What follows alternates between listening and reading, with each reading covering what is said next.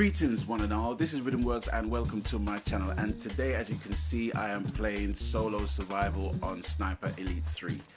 Well, what can I say about Sniper Elite 3? Sniper Elite 3, got it on the day of release, got it on day one, and as you might know, I am a big fan of the Sniper Elite series. Well, I actually started from Sniper Elite V2 on the PS3. I love the game. The X-ray kill cam shots just does it for me, and just the whole mechanics of the thing. I mean, people had a lot of complaints about the linear motion of the game, but for me, I didn't really have no problem with it because it was my first foray into Sniper Elite as a franchise. So when news broke about it being released on PS4, there was no issue of getting a pre-order for the game. When I actually got the game, I went straight into campaign mode. Took me less than 15 hours to play on marksman mode. Still there was so much to do, so much to collect and stuff, but I just wanted to kind of go past all of that so I can unlock as much things as I can unlock within my weapons. And upon doing that, I started recommending the game to my friends, little realizing that I had yet to play the co-op and actually play the multiplayer. And when I started to play both of those, there was an almighty cock-up within the servers. I just could not get a game within co-op, within multiplayer, team deathmatch, distance king, no cross modes, could not get a game. I got into the lobbies and then I was kicked out because the connection timed out or whatever.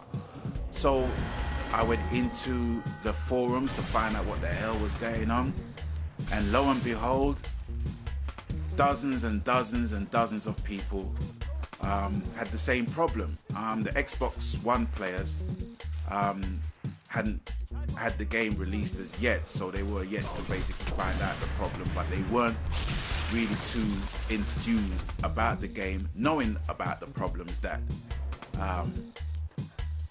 had been rife throughout Sniper Elite 3. Now, my thing is this.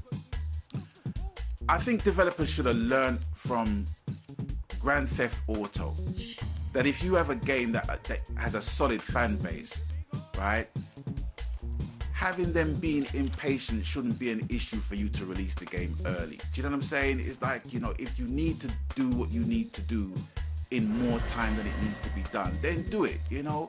We can't really force you. I mean, you've actually proved that that we can force you to release the game early than you need to, which shouldn't even be the case, you know? I just don't get it. I don't get that kind of mentality within a development company, you know? For me, Naughty Dog is proof of what I'm basically talking about in terms of waiting for a game, in terms of them taking the time out to develop a game that is going to stand the test of time. I mean, Uncharted 3, you know, is a game that's been out for donkey's years, but people still play it. You know, you have people that love the team deathmatch mode, and you've got an abundance of people that love the co-op mode. I love the co-op mode. I will still continue to play that. It's great to play with friends. So for me, it just doesn't make sense to rush out games, especially in the now current gen market. You know, these games ain't cheap, 40, 50 pounds. You know, I know this game costs 40 pounds, but even still, that's a lot of money for some people, you know? And I didn't pay 40 pounds to get half a game. Well, not even half a game. I didn't pay money for this game to get a third of the game, more or less.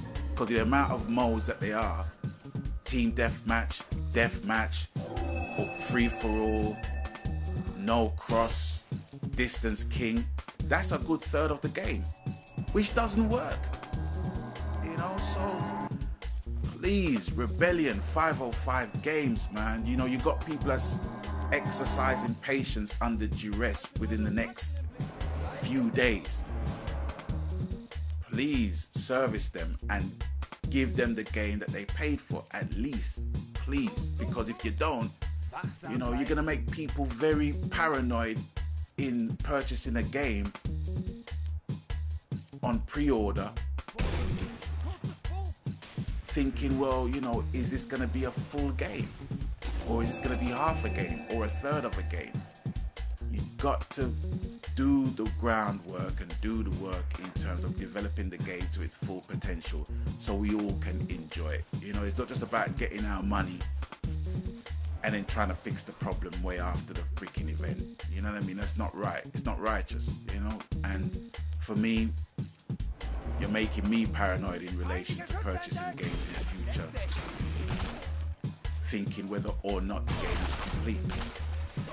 And that's all I have to say on the matter.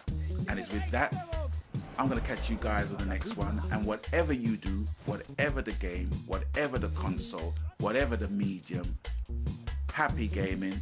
And I will catch you on the next one with some more footage of Sniper Elite 3. Hopefully when the freaking game works and when it's fully functional. But until then, Magan.